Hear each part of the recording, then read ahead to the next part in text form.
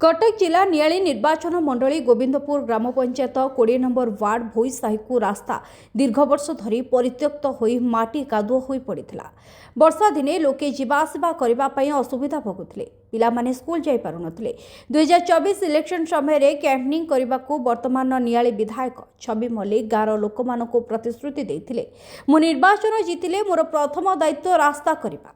दीर्घ दिनर प्रतीक्षार अंत घटाई मान्यवर नियाली विधायक श्रीजुक्त छवि मल्लिक नड़िया बड़ई फलक शुभ उन्मोचन करते। अंचलर बुद्धिजीवी और गोविंदपुर मंडल सभापति ललाटेन्दु पात्र और भारतीय जनता पार्टी कर्मकर्ता माने मान्यवर विधायक उत्तरीय और पुष्पगुच्छ दे संबर्धित करते। विधायक मध्य लोकंकर समस्त समस्या समाधान करने प्रतिश्रुति देते। विधायक कार्य को ग्रामवासी धन्यवाद देवा सहित खुशी व्यक्त करते। तो बहुत दिन समस्या विशेषकर शेष गोटे बड़ हरिजन बस्ती। अच्छा से सदा बहु मानने हईराण होती विशेषकर चाष समय बहुत हईराण होती। तेणु जिते आ पूर्व सरकार जापर ठाउरिया भाया कम करते जो समस्या आसी से समस्या को ठीक भाव में समाधान न कर दीर्घ दिन समस्या बढ़ी चलला। जाओ बर्तमान जो समय आसला समय बर्तमान विधायक एवं ये अंचल जो मान युवक मैंने अच्छा समस्त लगी आर समाधान कराला।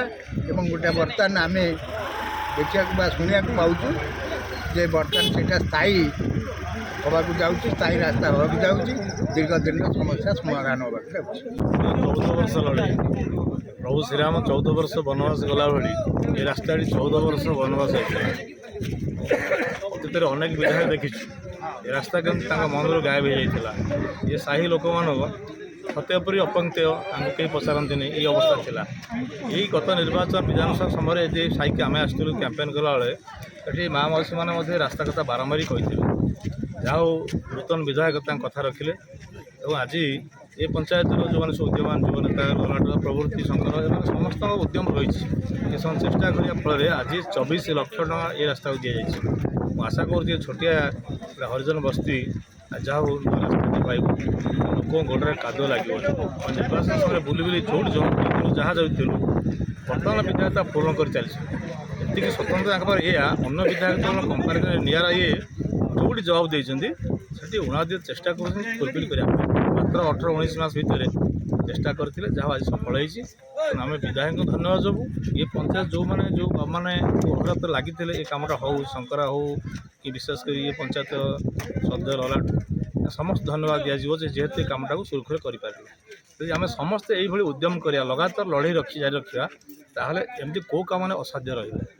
आम आशा कर आगामी दिन आम पंचायत को आम ब्लॉक टाइम मॉडल हम कि गोटे पंचायत रही जो एमती एसेंशियल काम बाकी रही निश्चित करा चेष्टा ललाटेन्दु पात्र गोविंदपुर मंडल बीजेपी सभापति जो गोविंदपुर अंचल गोटे दीर्घ दिन समस्या था जोटा कि आज मानवर विधायक छवि मल्लिक नेतृत्व में तत्वावधान में समाधान होगा जाऊँगी।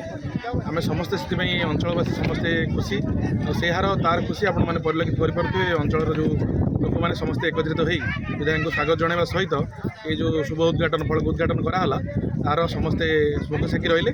आगामी दिन में ये जो रास्तार केमी जिते जल्दी कम सर लोक मैंने तार सपोर्ट पाइबे। रास्ता जो दीर्घ दिन धरिक समस्याटी थी गांठी कादुरे जावास करते विधायक प्रथम दिन जो दिन ये भीतर को आसते आम कैंपेनिंग प्रथम विधायक पूर्व कैंपेनिंग आसते से दिन से कही जाते विधायक होगापर आम प्रथम काम यहाँ को आम करूँ। तेणु यहाँ गोटे सबुठ आम खुशी दिन जे आम आज विधायक द्वारा यहाँ को त्वरान्वित कर आज तार फलक उन्मोचन करागला। तेणु आगामी दिन में यहाँ केमी पूरा शेष पर्यटन रास्ता लोक सुविधा जल्दी हो पार आम समस्ते प्रयास करूँ। कटक जिला कंटापड़ारू संतोष प्रधान को रिपोर्ट सबुदिन टीवी।